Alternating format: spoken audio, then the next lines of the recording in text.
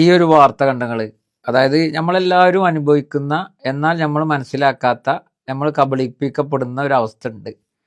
ഇപ്പൊ മൈജി എന്ന് പറഞ്ഞ മൈജി ഫ്യൂച്ചറിനെതിരെ ഉപഭോക്തൃ കോടതി 15,519 രൂപ പിഴയിട്ടു. അതെന്താ അതിന്റെ കാരണം നോക്കുമ്പോൾ ശരിക്കും നമ്മൾ മനസ്സിലാക്കേണ്ട വലിയൊരു വസ്തുതയാണ്. കാരണം നമ്മളൊക്കെ സാധനങ്ങൾ വാങ്ങുന്ന ആൾക്കാരാണല്ലോ. സ്വാഭാവികമായിട്ടും നമ്മൾ ഓഫർ കണ്ടും ചെല്ലും. അപ്പോൾ ആ ഓഫർ, പറഞ്ഞ ഓഫർ നമുക്ക് കിട്ടുന്നുണ്ടോയെന്നൊന്നും നമ്മൾ നോക്കൂല. നമ്മളോട് ഒരു പറയും അത് 1,800 ചില്ല ഉറുപ്പ്യക്കുള്ളത് നിങ്ങൾക്ക് 1,100 ചില്ല ഉറുപ്പ്യക്ക് തരികയാണെന്നൊക്കെ പറയും. 64% ഓഫറാണ്. ശരിക്കും 64% ആകുമ്പോൾ അത് പോരാ. അപ്പോൾ മൈജിൻ്റെ കാര്യത്തിൽ ഉപഭോക്തൃ കോടതി ഇന്നലെ ഒരു വിധി പുറപ്പെടുവിച്ചു. മൈജി ഫ്യൂച്ചർ എന്ന് പറയുന്ന സ്ഥാപനത്തിനെതിരെ 15,519 രൂപ പിഴയിട്ടു.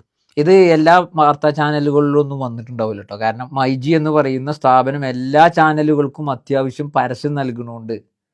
അവർ ഈ വാർത്ത കൊടുക്കാൻ സാധ്യതയില്ല. ഇനി കുറഞ്ഞ വാർത്തകളിലൂടെ മാത്രമാണ് ഇത് സോഷ്യൽ മീഡിയയിൽ ഓടിക്കൊണ്ടിരിക്കുന്നത്. പക്ഷേ ഇത് നമ്മളെയൊക്കെ ബാധിക്കുന്ന ഒരു വിഷയമായതുകൊണ്ടാണ് നമ്മളിത് പച്ചക്ക് പറയുന്നത്.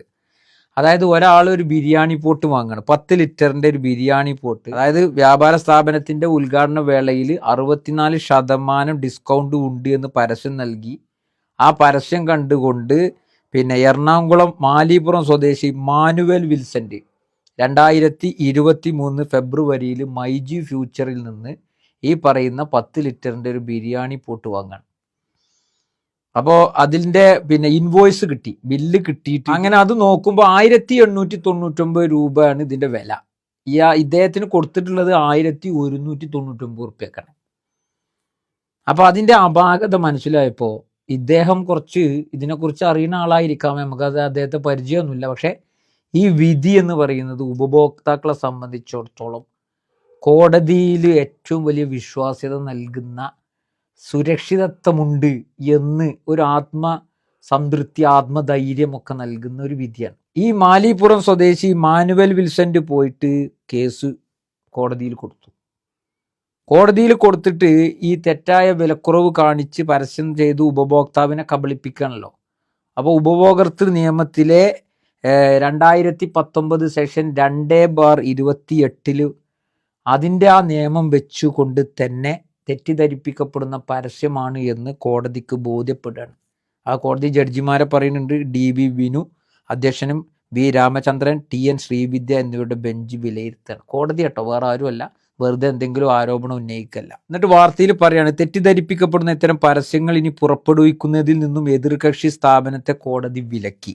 കൂടാതെ എതിർകക്ഷി ഉപഭോക്താവിൽ നിന്ന് അധികമായി ഈടാക്കിയ തുക ഉണ്ടല്ലോ 519 രൂപ തിരികെ നൽകാനും നഷ്ടപരിഹാരം കോടതി ചിലവ് ഇനങ്ങളിൽ 15,000 രൂപ 45 ദിവസത്തിനകം നൽകാൻ എതിർകക്ഷിക്ക് കോടതി ഉത്തരവ് നൽകുകയാണ്.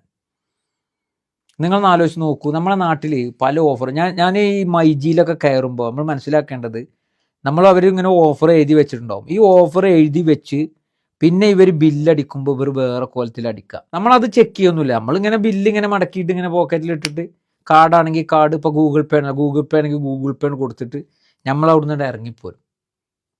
പക്ഷെ അതിലൂടെ നമ്മൾ മാത്രമല്ല, നമ്മളെപ്പോലെ നൂറുകണക്കിന് ഉപഭോക്താക്കളെ ഒരേ സമയം, കേരളത്തിൽ പല ശൃംഖലകളുണ്ടല്ലോ, ഒരേ സമയം ഇതേ ഓഫർ പറഞ്ഞുകൊണ്ട് കബളിപ്പിക്കപ്പെടുകയാണ്. ഇപ്പം ഇതൊരു ഉപഭോക്താവ് കോടതിയെ സമീപിച്ചത് കൊണ്ടാണ്. ഇപ്പം ഈ ഒരു വിധി ഇവിടെ നിലനിൽക്കുകയുള്ളൂ.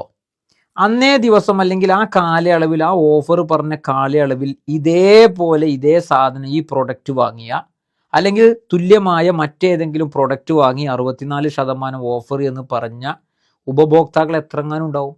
അവരിത് ചെക്ക് ചെയ്തിട്ട് ഇതേ കോടതിയെ സമീപിച്ചുകൊണ്ട് അല്ലെങ്കിൽ മറ്റൊരു കോടതിയെ സമീപിച്ചുകൊണ്ട് ഇതേപോലെ ഞങ്ങളും കബളിപ്പിക്കപ്പെട്ടിട്ടുണ്ട് എന്ന് പറഞ്ഞ് കേസുകൾ ഫയൽ ചെയ്താൽ സ്വാഭാവികമായിട്ടും ഈ വിധി നിലനിൽക്കെ, ഈ വിധി മാത്രം മതി അവർക്കും നീതി പുലരാൻ.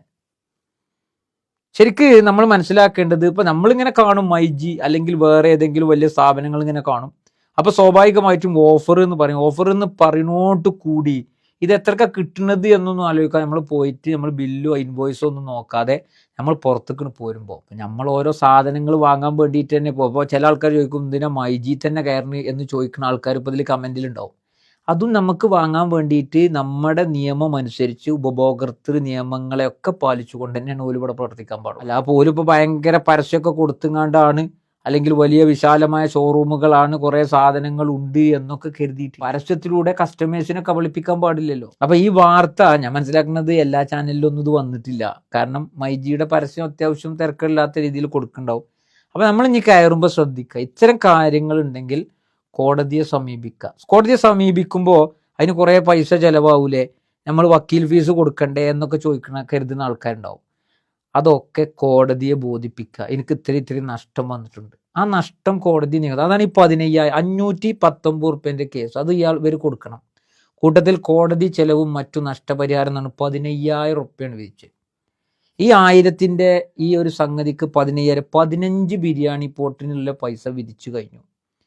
അതിലിപ്പോൾ ഈ വക്കീലുമായി ബന്ധപ്പെട്ട് ഇപ്പോൾ കോടതിക്ക് ബോധ്യപ്പെടുക എന്ന് പറഞ്ഞാൽ ഈ കൺസ്യൂമർ കോടതികൾ എന്ന് പറഞ്ഞാൽ ഉപഭോക്തൃ കോടതികളിലൊക്കെ തെളിവുകളും കാര്യങ്ങളും സബ്മിറ്റ് ചെയ്യുന്നതോട് കൂടി അത് പറ്റിക്കപ്പെട്ടിട്ടുണ്ട് എന്ന് ബോധ്യപ്പെടുന്നതോട് അത് പിന്നെ ഇടവും വല്ലൊന്നും നോക്കാനില്ല, അതിൽ വിധി പുറപ്പെടുവിക്കുക, അതിന് നഷ്ടപരിഹാരം കോടതി ഈടാക്കി നൽകുക എന്നുള്ളത് തന്നെയാണ്. അപ്പോൾ അത് ഈടാക്കി നൽകുമ്പോൾ സ്വാഭാവികമായിട്ടും നമുക്കുള്ള ചെലവും ഒന്ന് കിട്ടും. അതിപ്പോൾ എൻ്റെ ഒരു കേസല്ലേ, അപ്പോൾ എനിക്ക് മാത്രമേ ഉണ്ടായിട്ടുണ്ടാവും, അങ്ങനെ നമ്മൾ ആരും കരുതണ്ട. ഇന്നെപ്പോലെ 100 കണക്കിന് 519 കബളിപ്പിക്കപ്പെടുന്നുണ്ട്, എത്രയോ ശാഖകളിൽ കബളിപ്പിക്കപ്പെടുന്നുണ്ട് എന്നുള്ളത് നമ്മൾ മനസ്സിലാക്കിയിട്ട് നമ്മളൊരു റിട്ട് പോയിട്ട് ഒരു അപേക്ഷ എഴുതി ഈ ഇൻവോയ്സിൻ്റെ കോപ്പിയും വെച്ച് നേരെ കോടതിയിൽ സബ്മിറ്റ് ചെയ്താൽ, ഇപ്പോൾ ഒന്നും വേണ്ട, അപ്പോൾ ഞാൻ നേരത്തെ ഇപ്പോൾ ഒരു വിധി പുറപ്പെടുവിച്ചല്ലോ മൈജിയുമായി ബന്ധപ്പെട്ട്, ഇതേ മൈജിയിൽ നിന്ന് ആ കാലയളവിൽ ഈ ഓഫറിൻ്റെ അടിസ്ഥാനത്തിൽ കബളിപ്പിക്കപ്പെട്ട എല്ലാ ഉപഭോക്താക്കളും, ചിലപ്പോൾ 1000-കണക്കിന് ഉപഭോക്താക്കൾ ഉണ്ടാവും, അവരൊക്കെ ഒരു ഹർജി ഇതേ വിഷയത്തിൽ കൊടുക്കുകയാണെങ്കിൽ ആ സ്ഥാപനത്തിൻ്റെ ലൈസൻസ് അടക്കം കട്ട് ചെയ്യും. അത് എല്ലാവർക്കും ഒരു പാടാവും. നമ്മൾ മൈജിയോട് പ്രത്യേകമായ വൈരാഗ്യത്തിൽ പറയുന്നതല്ല, ഇത് നമ്മൾ മനസ്സിലാക്കാൻ ഓരോ 519കളും അതൊരു എന്താ പറയുക, അത് ശരിയല്ല എന്ന് കോടതിക്ക് ബോധ്യപ്പെട്ട് വന്ന ഒരു വിഷയമാണ്. അപ്പോൾ ആ ഒരു വിഷയത്തിൽ എത്ര ആളുകൾ കബളിപ്പിക്കപ്പെട്ടിട്ടുണ്ടാവും എന്നുള്ളതാണ് നമ്മൾ മനസ്സിലാക്കാൻ. നമ്മൾ കുടുക്കിയും ചട്ടിയും കയ്യിലും പിന്നെ ഫ്രിഡ്ജും വാഷിംഗ് മെഷീനും TV ഒക്കെ വാങ്ങാൻ വേണ്ടിയിട്ട് നമുക്ക് എല്ലാ സ്ഥാപനങ്ങളിലും പോകാം. അപ്പോൾ അവിടെ ഓഫർ കണ്ടു പോകുമ്പോൾ ഈ ഓഫർ പറഞ്ഞതും ശതമാനം പറഞ്ഞതും എൻ്റെ കയ്യിൽ നിന്ന് ഈടാക്കിയതും യഥാർത്ഥത്തിൽ അതിൻ്റെ വിലയും തമ്മിൽ കാൽക്കുലേറ്റ് ചെയ്തിട്ട് ഇത് എനിക്ക് 64, ഇവർ പറഞ്ഞ ഓഫർ എനിക്ക് കിട്ടിയിട്ടുണ്ടോ എന്ന് ഉറപ്പ് വരുത്തേണ്ടത് ആരാണ്? അത് നമ്മളാണ്.